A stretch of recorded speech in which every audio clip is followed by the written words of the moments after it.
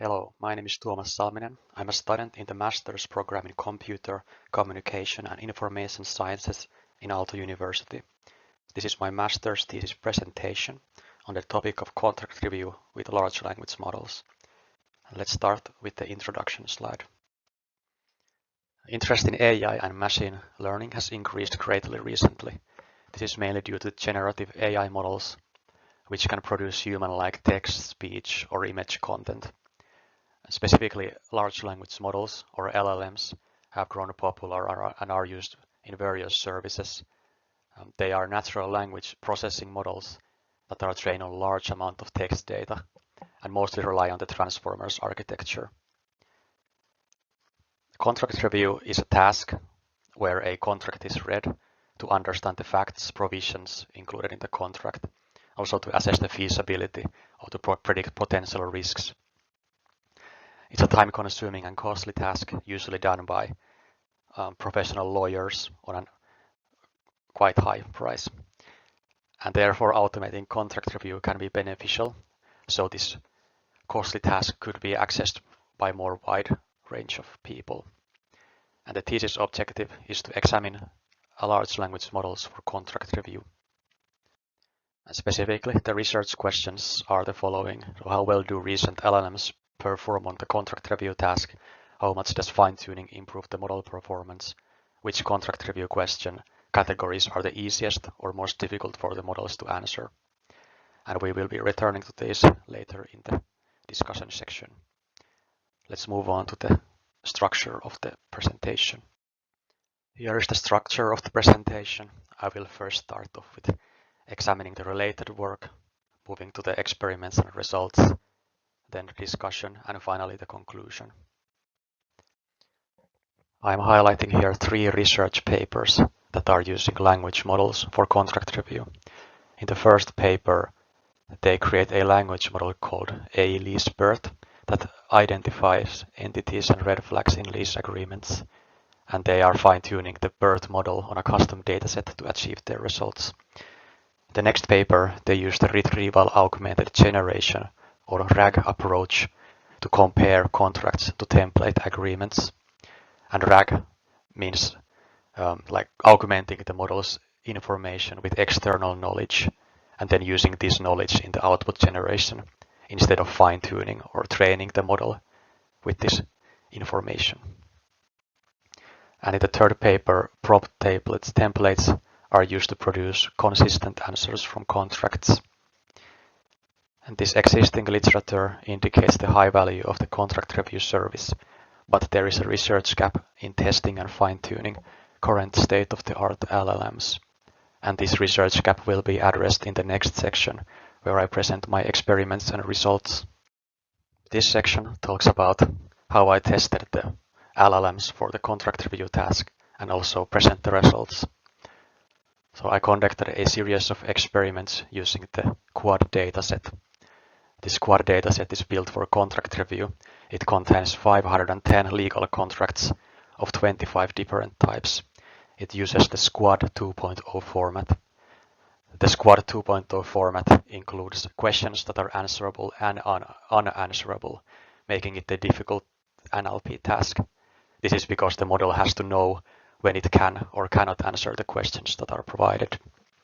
And the following models were tested: BERT and DistilBERT, GPT-4 and GPT-4 mini, and Llama 3.1 8b. In my experiments, I test and fine-tune the models on the QUAD datasets. Fine-tuning means training the model further on a specific task to increase its accuracy. I use supervised fine-tuning, where the Llama model is also fine-tuned using this QLoRA approach to reduce the memory usage.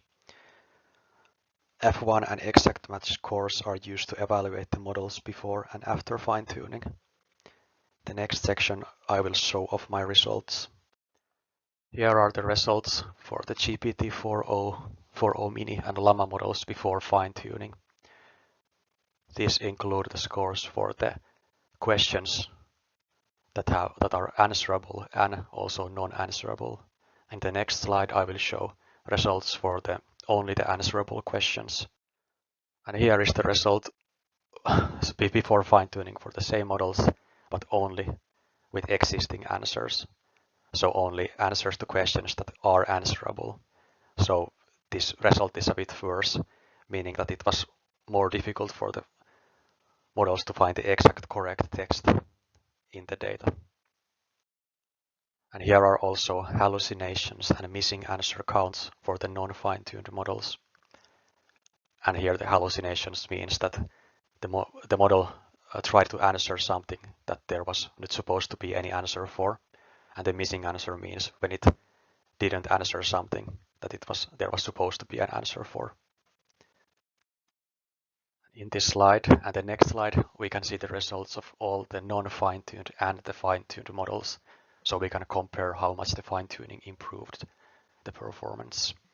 And we can see with the GPT-4 mini model that the fine-tuning improved the performance quite dramatically, going from 83.83 F1 score to 93.32 F1 score. And on this slide, the same information, but only for answers that had an answer. So it's a bit lower, but still the fine-tuning, you can see the fine-tuning improvement even more here. So GPT-4 mini went from 51 to 82. In this slide, we can see two different graphs, which show the hallucinations and missing answer count for each question category for the fine-tuned GPT-4 mini model. So here we can see which categories were the easiest or the hardest for the model to understand. And based on this, we can see that categories such as effective date and volume restriction have the highest amount of hallucinations, while minimum commitment has the most missing answers. But information like document name, parties, expiration date, no solicit of employees did not have any hallucinations or missing answers. So these categories were the easiest for the model to identify from the contracts. Now, based on the experiments and the results from the previous section, we have the key takeaway that the fine-tuning significantly boosts the performance. For instance, the GPT-4 mini's F1 score jumped from 83.8 to 93.3.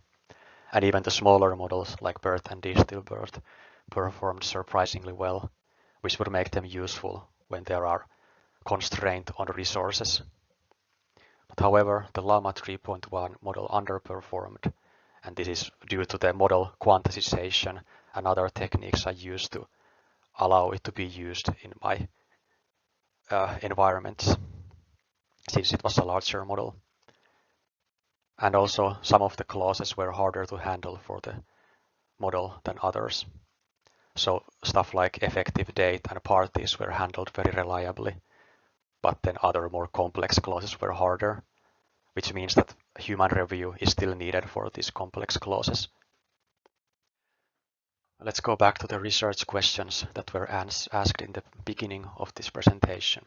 The first question was, how well do recent LLMs perform on the contract review task? And this was answered by testing on the QUAD dataset, and the best performance was achieved by the GPT-4 mini model.